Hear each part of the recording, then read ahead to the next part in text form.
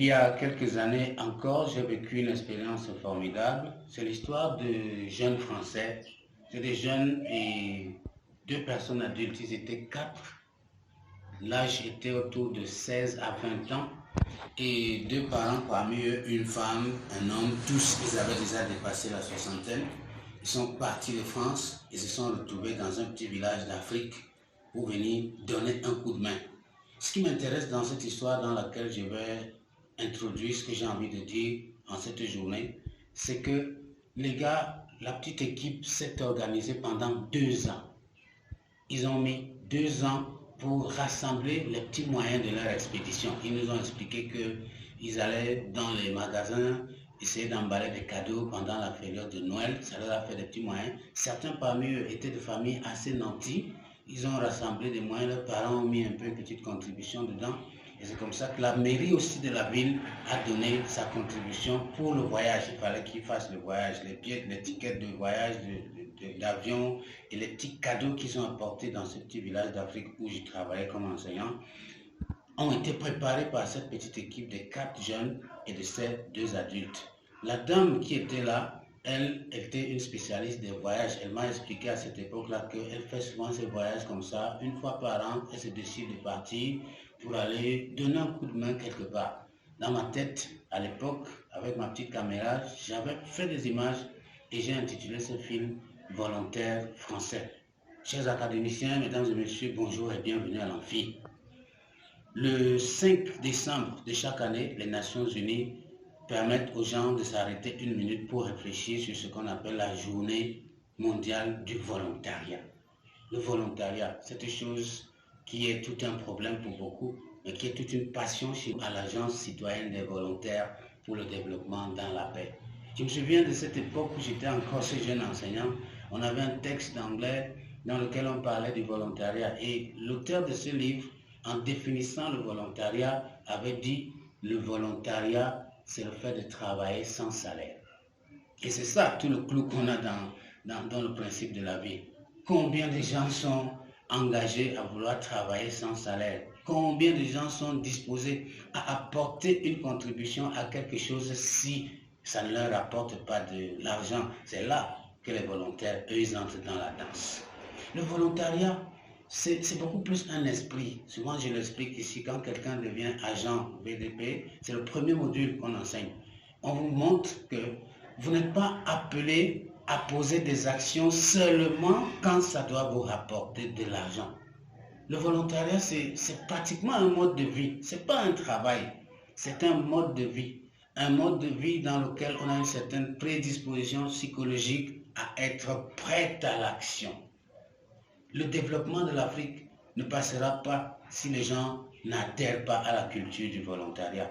Je vous assure, c'est très facile quand on reste souvent les ONG d'Afrique qui tendent la main de partout et qui veulent des financements pour pouvoir travailler dans le développement de l'Afrique. Ces financements viennent d'où? Des actions volontaires. Des gens qui, ailleurs, rassemblent leurs moyens et mettent à la disposition des pays soi-disant pauvres. De quelle pauvreté on parle? Mais c'est là-bas des gens qui ont compris qu'il faut que nous mettions la main à la pâte, que nous cotisions un peu et qu'on amène. Souvent même, tous ces deniers qui sont rassemblés par les Nations Unies et les autres grandes organisations non gouvernementales viennent parfois des petites contributions, $1, €1, que chacun apporte. Quand on rassemble ça maintenant, multiplié par 10 puissance 3 et plus, ça donne la grande cagnotte pour laquelle parfois des gens viennent s'asseoir ici et foutent tout ça en l'air sans pouvoir en profiter pour faire avancer. Le volontariat, chers amis, c'est la chose, à mon sens, qu'il faut pour que davantage les questions de développement de l'Afrique puissent prendre un véritable envol. Parce que tant qu'on continuera de vouloir tout faire seulement et seulement parce qu'on est payé, ça ne va jamais avancer. Comment on veut que pour que je ramasse la petite ordure qui est devant la porte, que je me fasse payer? Comment on veut que quand je passe en route, je vois qu'il y a une poubelle qui est en train de monter, je tourne ma tête parce que comme quoi, c'est pas mon travail, je ne suis pas payé pour ça. Mais le jour que la poubelle revient jusqu'à rentrer déjà dans ton salon, ce jour-là, tu comprends que si tu avais chaque jour pris l'habitude au passage de dégager un peu de façon volontaire, sans attendre d'être payé, tu ne devrais pas avoir cette poubelle qui arrive devant ta porte.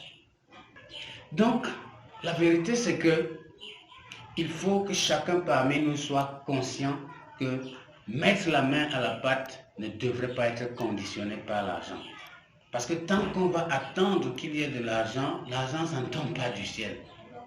Mais on n'a pas toujours besoin de l'argent pour tout faire. Moi, j'aime souvent donner cette image formidable.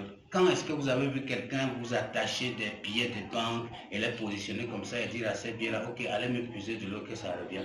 L'argent ne suffit pas pour résoudre les problèmes de la vie. Le volontaire, la volonté qu'on met dans chaque désir d'action a plus d'impact que la finance. L'Afrique peut se développer si les gens commencent à développer la culture du volontariat. L'Afrique n'a pas forcément besoin de finances. Encore que je le redis pour la énième fois, l'Afrique est ce fameux tableau sur lequel un homme tout débraillé est installé alors qu'il est assis sur du diamant. L'Afrique a besoin de personnes volontaires, des personnes qui savent qu'avec ce dont ils ont en main, ils peuvent changer les choses. La mentalité du volontariat doit être intégrée. Comme je l'ai dit au début, ce n'est pas un boulot, c'est un mode de vie.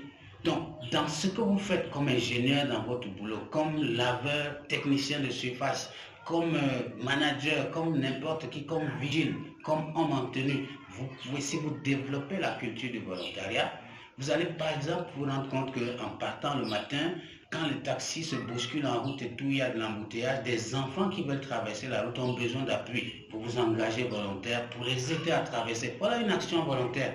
Ça ne nécessite pas d'avoir un diplôme pour ça. Ça ne nécessite pas, ça ne va pas vous prendre 10 minutes, soi-disant votre temps, vous êtes en train de partir. Au moment où vous êtes dans la mouvance, vous posez une action volontaire. Vous trouvez quelqu'un qui est en difficulté quelque part, qui n'arrive pas à serrer, nouer ses lacets ou je ne sais pas quoi, vous lui donnez votre contribution. Laissez-moi, monsieur, vous aider. Voilà comment ça se passe. Et au passage, vous essayez de lui donner des outils pour qu'à l'avenir, il n'ait plus besoin de vous. Parce que dans l'action volontaire, l'esprit du partage est au rendez-vous. Chez nous, les volontaires, le partage, c'est intéressant. Je me rappelle l'époque où j'ai travaillé comme volontaire des Nations Unies.